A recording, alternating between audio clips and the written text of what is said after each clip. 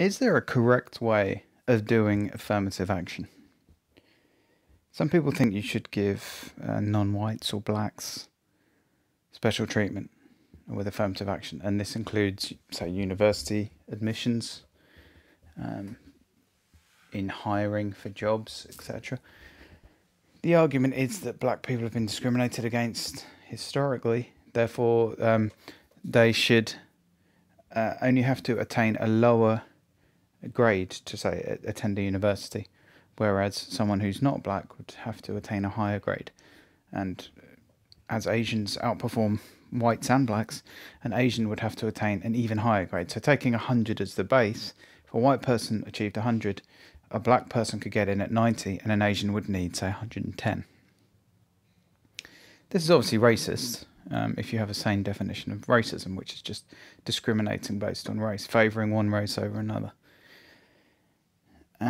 So you may say, well, that kind of affirmative action is immoral, isn't just, and I think it is, because really what predicts success is poverty. If you have two parents at home and you come from a middle or rich background, if you're not poor, your chances of succeeding in life are vastly higher, and they're much closer together. If you're come from a single parent family, you have orders of magnitude bigger chance to be a criminal, to drop out of school early, and to have drug abuse problems, etc. That's true of any race. So you may say, let's have affirmative action based on poverty. But there's another problem with affirmative action, in that the people that you give a university place to, who didn't earn that university place, they didn't get high enough grades, they didn't do well enough at school, they pretty uniformly underachieve. So black people tend to be in the bottom 10% of their classes at Ivy League universities, because they didn't get the grades necessary. Well, of course, there's some exceptions, but they didn't get the grades necessary to get there because they were over-promoted. And this is true however you do affirmative action. If you do this, if you put people in a university who haven't got the grades they need to be there, they're going to do less well than people that got those grades. They're not magically going to be, going from 90 to 110 points. They're going to be competing with, a black person at 90 is going to be competing with an Asian at 110. They're just not going to do as well. They're just not as intelligent, or they're not as hardworking, or whatever is required for them to succeed. They don't have it. And what ends up happening is black people drop out of university at a much higher rate when they're over-promoted in this way. So it's not really helping them. And this happens, again, whatever the race. So, yes, poor people are disadvantaged earlier in life. It seems that what you have to fix is the early disadvantage. You can't actually, in trying to fix it later on like this, you actually make these people's lives worse, because if they hadn't been over-promoted and gone to a university where they can't keep up with the work and they drop out, they've gone to a university that suits their level, they could have got a degree and their life could have been better. So what you're actually doing is disadvantaging black people. Affirmative action is disadvantaging the people it's trying to help. So what's the solution? Well, get rid of affirmative action. And get rid of affirmative action even based on poverty. Certainly get rid of it based on race, because why would you help a rich black kid go to university and not help a poor white kid, when really poverty is a big predictor of this? But you need to step, one place back from there and say, well, is it really helping people? That's debatable, and it certainly is hindering people in some cases. But this should be focused on helping babies, kids, very young children. You have to help them at that age for this to propagate up and to avoid the issues we've just mentioned. And also at that age, what's better? Sending a black student with a 90 grade to university ahead of an Asian student with a 105? Or helping these kids at a younger age, so when they get to that older age, they can also have a 105 or 110 grade, because they've had the schooling, they've had two parents at home, they've had stability, they've had nutrition. They've learned how to think, and they've got in the habit of doing the work required.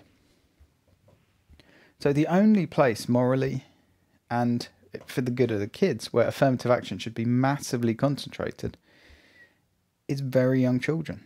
Because again, once your peers at 10, 12, 14, 16, once they've started committing crimes and not going to school, and you fall in with them, it's game over. You're not going to help those kids. And the ones who go to university above that, and you over-promote them, well, you're causing problems there again.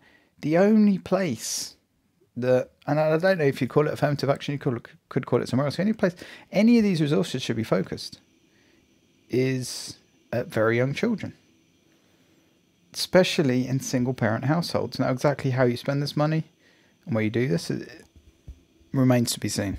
But you could spend the money on after-school programs, getting male, especially for male kids, getting a male role model in the house.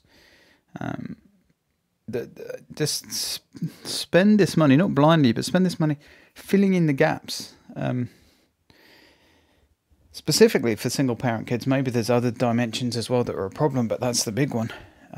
Filling in the gaps, filling in the problems that they don't have in their lives because they're from a single-parent household.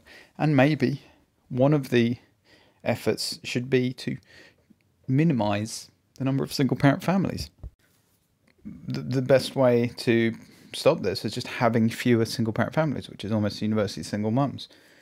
How do you encourage men to stay with the mother of their children? How do you encourage women to abort kids if they're not with a father? And more ideally than that, using contraception more effectively. I'm not talking about abstinence. That's bullshit. You only live once. Why not have sex? But just preventing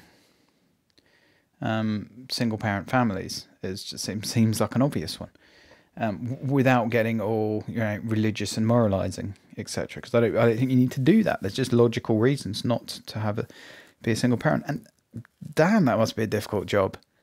Looking after a kid by yourself for 18 years? Like, how on earth do people do this? I mean, no wonder they can't do it as well as two people, because it's just incredibly fucking difficult. And it's really bad for the kid. It is irresponsible to be a single parent. It just is. Now, there may be mitigating circumstances for some of these people, but not for a lot of them. And is state-level child support, generous child support, is that helping? Probably not.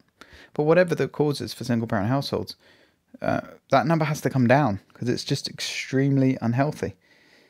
And that solves many of society's problems if that number can come down.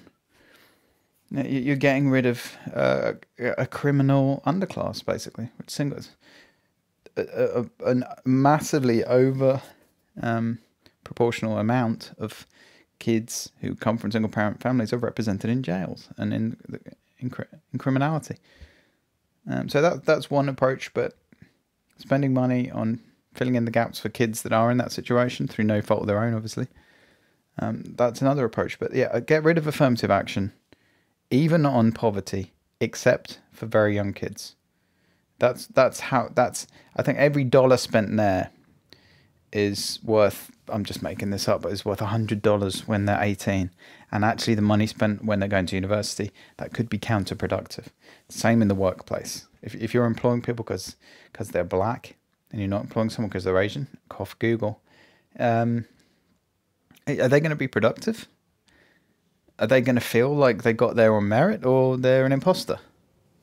Are they going to be, again, at the bottom of their quote-unquote class at work? I mean, this isn't a solution. This is no way to run a society. And this is fucking patronising and demoralising to the people you're giving these handouts to. People don't want handouts. They want to compete they want to have dignity, and they want to compete on a level playing field. So affirmative action has to be scrapped everywhere, and the money has to be focused on very young kids. That's the moral thing to do. I think it's the most effective thing to do. It's best for everyone involved. The Deviant Developer Podcast. Tap subscribe in any podcast app to never miss an episode. Please leave a review on iTunes and like on YouTube. It's essential to spread the word. To contact me or make a welcome donation, go to thedeviantdeveloper.com. Your support is greatly appreciated.